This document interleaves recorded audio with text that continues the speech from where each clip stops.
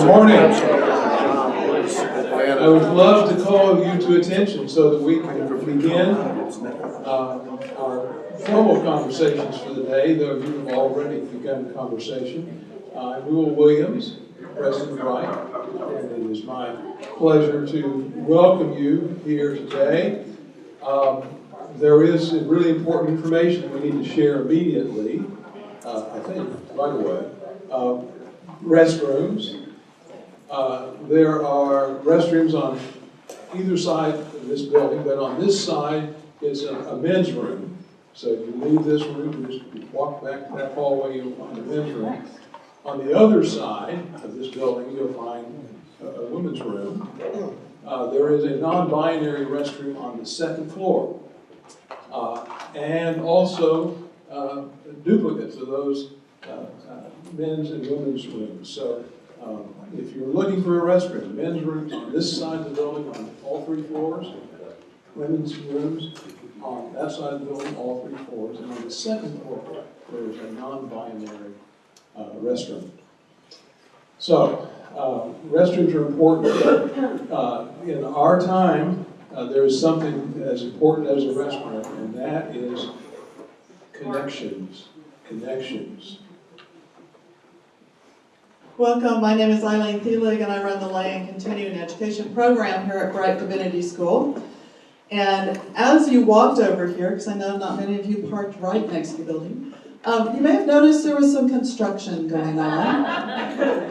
And this impacts you because last weekend they had to shut the power down on this side of campus in order to do some of the electrical connections for that construction. And in the process, transferred all of the electronic stuff over to the other half of campus, and that system failed. So, it has been a week of people trying to get all the systems back up and operating. If you have tried to sign in on EduRoam this morning, you've got a username and password on the back of your name tag. If you have not been able to sign in or it says your password is invalid, that's partly because the network was down, and as of 9:30 last night, that system was not working.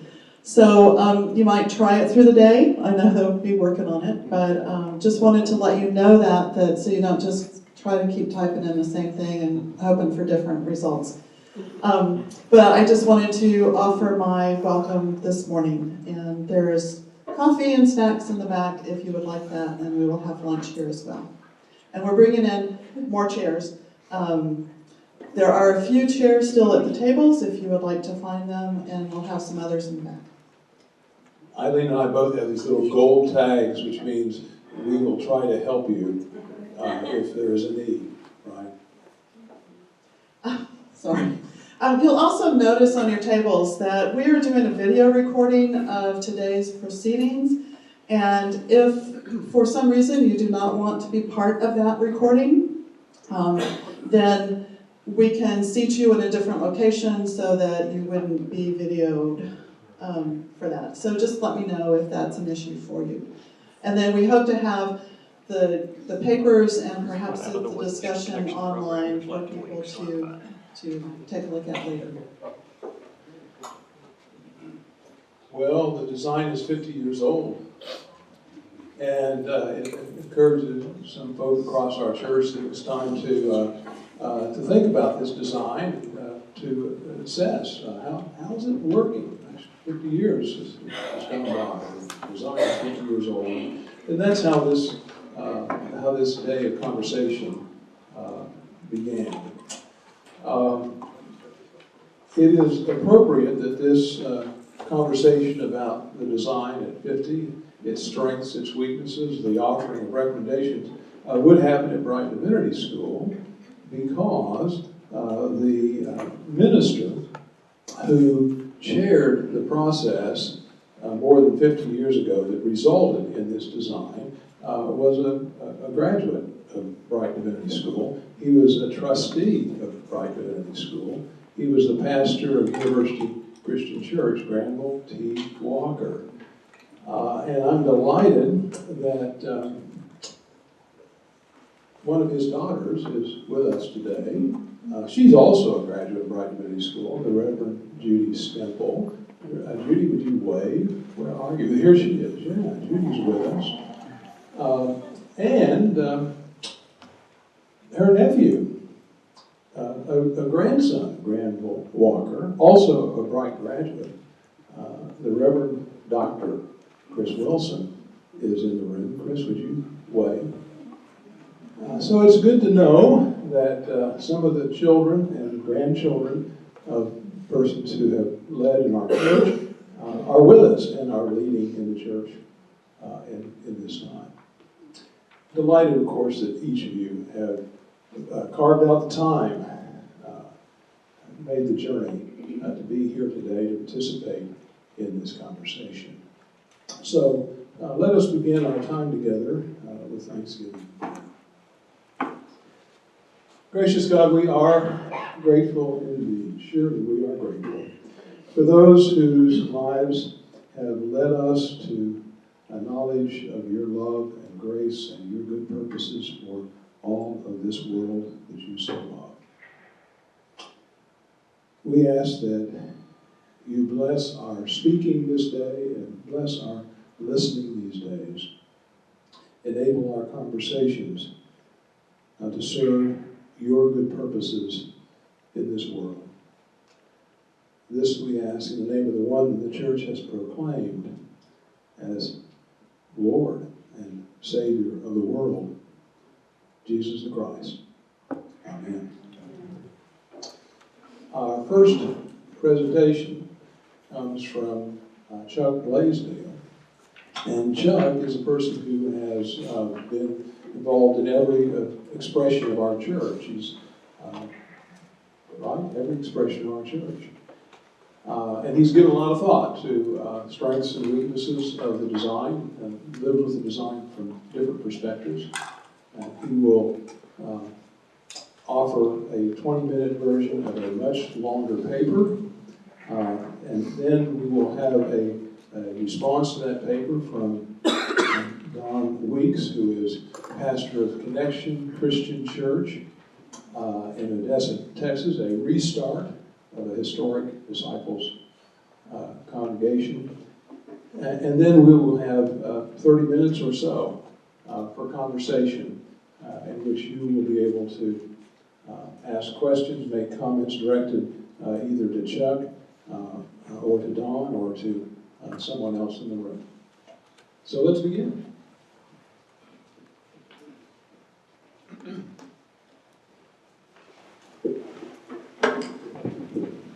Thank you, Newell. Before I begin, I do want to offer my profound thanks to Newell and Brite for their willingness to sponsor this symposium, and to Eileen for all her wonderful arrangements. Newell understands that to truly know our history, both its wonders and its warts, helps us live into the future in a better way. I'm also grateful to each person who so readily agreed to share a presentation or a response, and to all of you who are attending today. We're stronger when we think together. We will not always agree, but that, of course, is true to our nature as disciples. For as someone once said, wherever 2 or 3 disciples are gathered, there are 4 or 5 opinions. Secondly, I can only adumbrate in 20 minutes, an elastic 20 minutes perhaps, the full argument of 25-page paper. But if you are interested, I hope you will take a look and send me any comments on that full paper. In the last 20 years, the literary and cinematic genres of alternative history have grown hugely. And while many of these portrayals are dystopian, others, like novelist John Birmingham's underappreciated trilogies, After America and The Axis of Time, use alternative history as a way of disclosing future possibilities by imagining what might have been or could yet be. That's the spirit in which I present this paper today.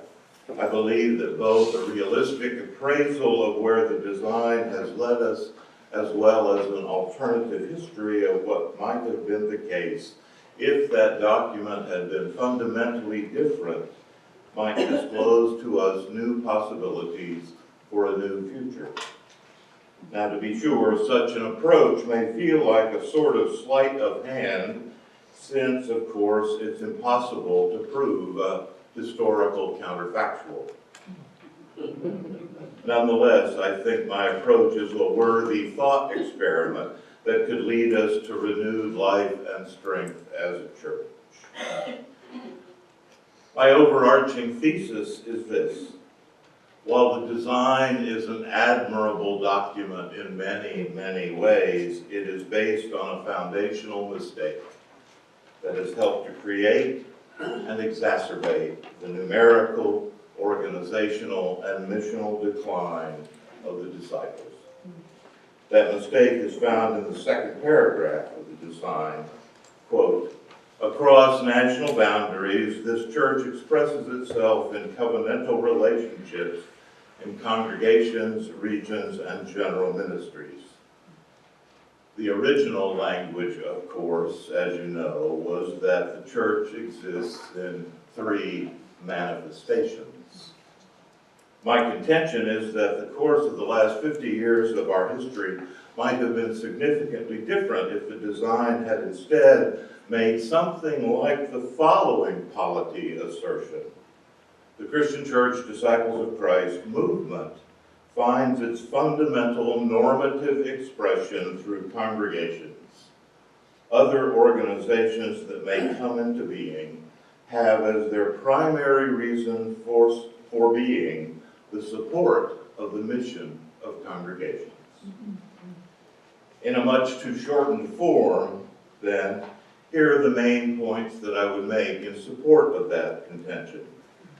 First, the design is expressive not of the socio-cultural and organizational ferment of the late 1960s, but is actually reflective of the cultural consensus of the white male builder generation of the 1950s. The fact that the design was adopted in 1968 obscures the fact that its birth process really began in the mid-50s and earlier. The design embodies, therefore, several builder generation notions. First, that a unified structure is always to be preferred over other possibilities. 2, that a unified structure will aid in stewardship and fundraising. 3, that outreach giving to disciples would continue to grow. And 4, that vertically organized organizations are admired, respected, and trusted. None of these presuppositions have perdured, and instead, dispersed and more horizontal organizational structures came to be the norm. United fundraising has declined in effectiveness in every corner, and institutions, including denominations, came to be seen with much skepticism and even suspicion. Second, the design also embodied certain assumptions peculiar to disciple polity that have also not stood the test of time. For example, the design tacitly presumes that state societies, what would become regions, will have at least 2 full-time ministerial staff along with additional program staff as needed. If you're on regional staff, you hear the laughter around the country at this point. Those who helped bring the design to fruition also presumed that church members would give to the wider church simply out of that builder generation sense of duty and respect for the institution, allied with a belief that unified giving was the best way to give. And in some ways, finally and most importantly, and very much unlike our present postmodern era, the founders also shared the more general cultural assumption that the truth about this or that could be found through rational discussion and compromise, and that one can and should trust those elected to representative leadership, even when their decisions might not mirror a given individual's tastes or desires. Michael Kinnaman once famously said that everybody wants to be represented at the table, but no one trusts anyone else to represent them. Now, there are certain ways in which the design is absolutely ingenious. Following William Blakemore's classic formulation that disciples are reasonable, empirical, and pragmatic, there were a number of things that the design simply and pragmatically did not deal with. For example, and to name just two, the fact that there were robust de facto fourth manifestations in the forms of areas in several parts of the country, or that some congregations remitted their unified promotion offerings to the area or state society rather than to Indianapolis. The designers, framers realized that these structures and practices could not at that time be brought under one overarching structure, and so in pragmatic fashion, they ignored them. Put less tendentiously, the framers here resorted to a long and venerable disciples' tradition of seeing certain things as expedients rather than essentials. And that tradition, as we shall see, is the most important thing that we should recover from their work. Now, while it must be said and lauded that part of the hope of the design was to help ameliorate the sometimes baleful effects of congregational autonomy and ruling elders, and to call congregations to a greater awareness of social justice, even as at the same time they, along with most white disciples, were painfully unaware of the effects of systemic racism. The design also tacitly presumes that the unity of the disciples is based on assent to a common structure. But that's profoundly at odds with our history. Structure in disciples' history was virtually always an expedient in the service of a particular mission endeavor. The structure itself was never seen as a mark of identity, only as a means towards mission. Geographic gatherings and groupings of disciples were never based on structural obligations. There was no annual conference that everyone had to attend, but on contiguous shared ties of history and affection, and working together on particular mission endeavors. The effects of this emphasis on unity through structure is more completely explicated in my full paper, but suffice it to say that where the design hoped that its effect would allow the wider church to speak to congregations about important issues that too often got ignored or worse in congregations, the cure slowly incubated a new disease. For example, the designed privileging of clergy as being automatically entitled to vote at general assemblies, soon to be followed by many regional assemblies, was profoundly at odds with our Campbellite heritage. And while that heritage can and should be decried in many ways, changing it by fiat only served in the long run to distance the congregation from the general church. Moreover, there were more and more in regional and general ministries who often seemed or were perceived to be less and less in touch with the realities of congregational life and with the pastoral ways in which church members could be challenged to grow in love rather than feeling ostracized and judged. General Assembly resolutions, many of them from related organizations that had very loose or virtually no ties to congregations, came more and more often have a tone of what many considered to be talking down to or even moral superiority to congregations, deigning to instruct them on the things they were allegedly failing to be. The fact that the design maintained that regional and general ministries were just as fully church as congregations, in reality too often came to be perceived as congregations needing to be schooled from above by the more well-informed and allegedly more authentic Christian leaders. Now, understand, that's a very broad brush, I know. And my point is primarily structural and systemic and is not aimed at any individual.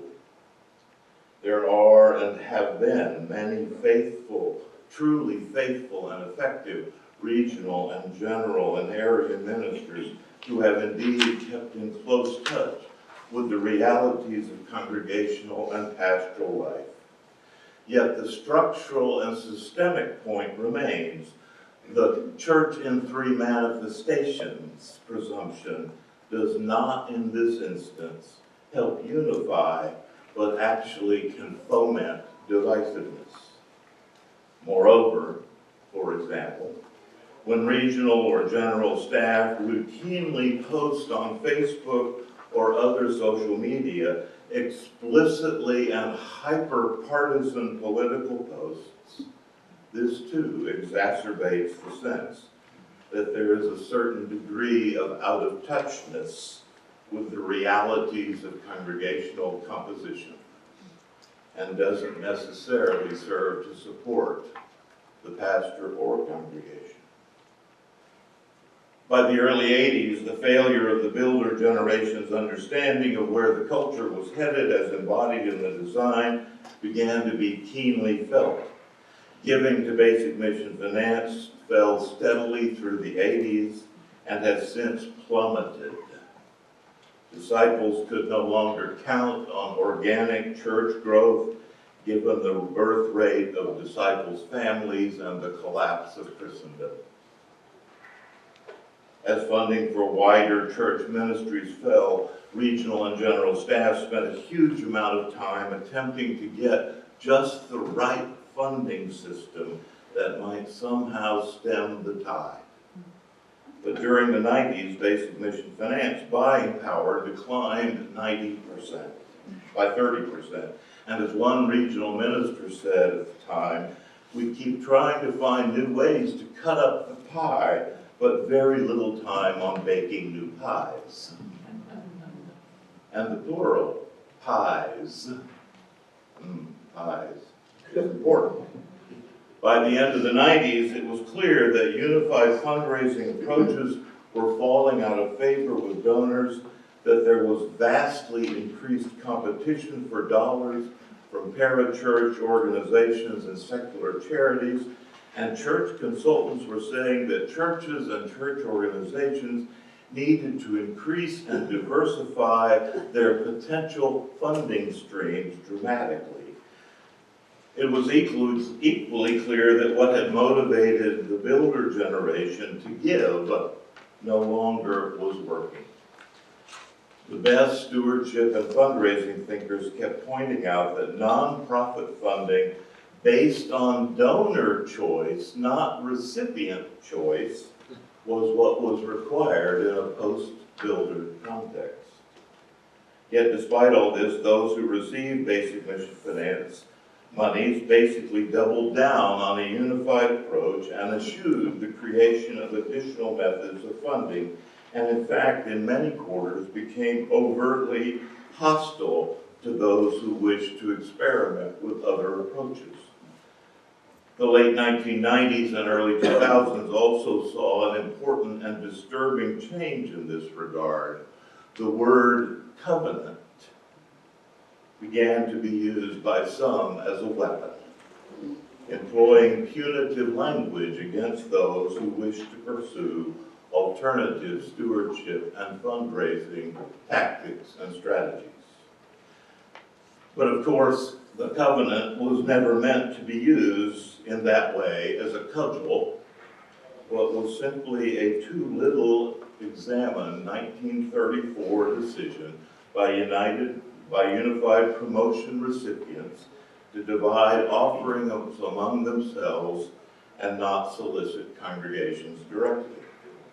And while the Commission on Faith and Understanding's 2002 report to the General Board explicitly argued for blessing a variety of donor-based fundraising approaches as expedients in the service of mission, that report was essentially ignored.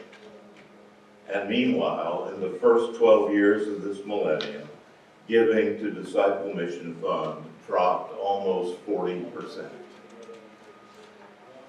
The late Bill Nichols often remarked that for the individual in the pew, there are exactly two manifestations of the church: my congregation and everything else. While such an attitude can sometimes lead to extreme provincialism, it is also reality. Those in the pew care little about funding system fights. They believe that they ought to have choice in how their outreach is spent, and assume that those disciples' entities beyond the congregation exist in order to help congregations do things they can't do by themselves. In short, they tend to believe that general and regional ministries exist in order to support congregational ministries. But that's not the impression that was too often given. Rather, too often it seemed to be the case that the job of congregations was to support the wider disciples' ministries rather than vice versa. And even more crucially, it seems to me that what was conveyed to congregations was that support for a certain structure was in fact equivalent to supporting mission. Congregations tended to know better than that. Let me try to conclude this much too brief adumbration. As the late Tony Donovan said in the 1993 General Minister and President's Vision Panel report, disciples are, first and last, a congregational people. And, quote, opportunities and structures for mission elicit and evoke rather than demand our participation and loyalty. Thus, extra-congregational initiatives and structures are always to be understood as expedients, not as essentials that must be assented to by all. The confusion of these has led to a stifling of creativity at times when creativity was most needed, and an increasing distrust of wider church structures in many quarters, and with the sense at times that congregations existed to support the wider church rather than vice versa. My first month on regional staff 100 years ago, I called the pastor and asked her to go to lunch, and we went. And the first question out of her mouth was, okay, what do you want? No one ever shows up here unless they want something from us. It's time, I maintain, to return to our roots, joining our American Baptist and UCC siblings in explicitly asserting that structures beyond the congregation exist to support the ministries of congregations. I believe that the effect of changing the design in this respect could prove salutary, unleashing creativity in new forms and structures and alliances, stimulating new fundraising endeavors that focus on donor choice, and increasing the trust that folks in the pew have in those who serve in those extra congregational ministries. And let me close with what I think are very apt words from Dick Ham. Quote, "Structures have a tendency to demand service rather than remaining servants. Thus, we must always remember that the primary purpose of regional and general manifestations is not to be ends in themselves, but to enhance the faithfulness and effectiveness of congregations." Thank you.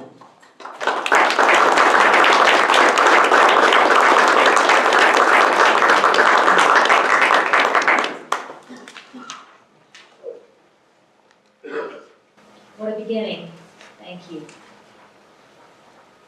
I'm blessed to be here with you and sort of surprised that I was asked to respond, because I'm a transplant to the Disciples of Christ, having come from a church that was completely locally autonomous. I was ordained because 12 deacons said I should be. Some days I wonder at their wisdom. We did mission work in my original congregation with whomever we wanted, and we sent money wherever we wanted, and it was completely free, and it was completely flawed. All human structures are, of course. Yet for my 20 years as a disciples pastor now, I have held deep appreciation for the way our design seeks to give freedom with connection and accountability. The design's timeless preamble and first articles give us eternal purpose and passion. And its efforts at reasonably screened and prepared clergy and well-organized funding and decision-making are far better than nothing I can say from experience. But it is time, as Dr. Blaisdell convincingly just argued, to revisit the rules we live by, much like we do every few years in our family as our children grow up and beyond the structure we had for them. I want to honor our forebears, who only had human insight, of course, and most especially could not see the coming decline of Christendom in the United States. And I do think that decline has happened regardless of church structure. I think we can look across denominations and see that. It is about far more than how the church is organized. But in my experience, our design has been far more likely to drain a local congregation than fill the congregation. And that devitalizing of the local church could not have helped to stem decline. Chuck's assessment that the local church should be supported by our structure and not vice versa is spot on in my experience. The design flaw, as he calls it, is that we have tried to maintain 3 manifestations of church rather than let the local church be the manifestation with all else supporting it. I have seen this misplacement of emphasis affect my own ministry. In my tenure, I have served with caring and competent area and regional ministers every time. But I cannot recall ever receiving the kind of call to lunch that Chuck gave a minister in his region. Of course, it could have happened, and I don't remember. Instead, I have been contacted, I do remember, to serve with numerous task force and boards, events, and committees over the years. Please understand, I am not complaining. These calls were meant as affirmations, and I received them as such. But I picked up this model in my own pastoral ministry. I would call congregants and invite them to serve on this committee or that board, to be involved with this event, to support our church's structure with their gifts, rarely asking what the church could do to support their ministry in their neighborhood or school or workplaces. Such a model of ministry became unsustainable for me, keeping the slots filled. And so, thankfully, a new freedom came for my ministry in my most recent location. I quit trying to hold up the structure and let the pieces fall. Discern what was left and who I could disciple to minister out of their gifts and how the church and I could support them. It's been life-giving. I've also experienced the effects of having local congregations support larger church structures at the expense of what best serves the local congregation. Where I am, the Odessa church where I serve, is about a 20-minute drive from a church in Midland. When area lines were drawn, we placed Odessa in the Tres Rios area and Midland in the central area because the human and financial resources at both of these strong churches were needed in these other areas. So for decades, the two churches did not cooperate except in the wider church sense. Then the last 4 years, getting to know the pastors at these two churches, being collegial together, we have thrown out that ridiculous structure. And our youth groups and women's groups and mission groups are serving together, shoulder to shoulder, side by side. After all, our people were often working together and their kids' soccer teams were playing against each other. Now we're on the same team. Of course, there are practical reasons for our current structure and reasonable fears about what we would lose, primarily related to funding, if we changed course. Yet it seems to me that the primary theological reason, historically, for our current structure, which we must consider, is the pursuit of Christian unity, ecumenism. The ecumenical movement was at its height as the design's framers worked, and I can just imagine their eager anticipation. Can you? That unity was within our grasp if only we disciples had a way of gathering ourselves up into one to connect to others. This hunger and spirit and eagerness of Christian unity is at, I think, a heart of the motivation for the design.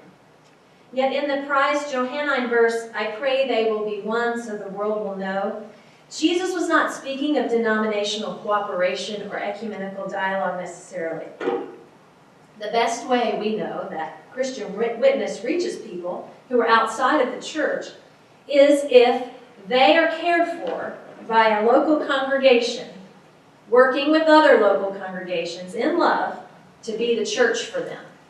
This is how the world knows. So a tornado-ravaged neighborhood in Rowlett, Texas, knows love because the Disciples of Christ congregation, which has built relationships over 100 years with the local congregations around it, responds to those recovering from disaster. And a tsunami-struck Indonesia knows hope because of church partnerships across the globe through congregations sending funds to help on the ground. And an injustice-struck North Carolinian sees the Moral Mondays March in their streets made up of Christians throughout their state and has hope that things don't always have to be this way. Or an LGBT teen sees a band of churches in rainbow attire holding God loves you signs at their local pride parade and says, where are those churches? I want to go there. To me, this is the way the Church of Jesus Christ works in unity that the world may know. This voluntary, organic structure compels connection, accountability, and witness, and it is one of the ways I see the gospel being made new in our communities today. I wonder what more of this kind of coming together and less filling the slots could bring for the Christian church, Disciples of Christ. I can imagine our denomination doing what two churches that I've served now have done. Start with trusting God like we really believe in the life, death, and resurrection of Jesus Christ. Might be for us too. And then lay everything aside, other than the preamble and the first articles of the design, and a sketched out experimental structure like the one Dr. Blaisdell suggests. One that puts congregation back at the heart. Then live into it for about 18 months and design new words to fit the vibrant life we're living at the end of that time. Such a thing is terrifying, of course, and unlikely to happen. But it is possible. Our current church had been holding up its physical and organizational structure under the weight of crippling decline for 20 years. It took courage from above and an unflinching look at the reality that to not change was to die, before we could put our trust fully in God anew. A new name, a new location, a new building, a new ministry, dozens of new people, and many new gray hairs later. We are off on a new adventure. As the design instructs us, the nature of the church, given by Christ, remains constant through the generations. Yet, in faithfulness to its nature, it continues to discern God's vision and to adapt its mission and structures to the needs of a changing world. From Article 1 of the design. May new wine go in new wineskins then, for all of the Christian church disciples.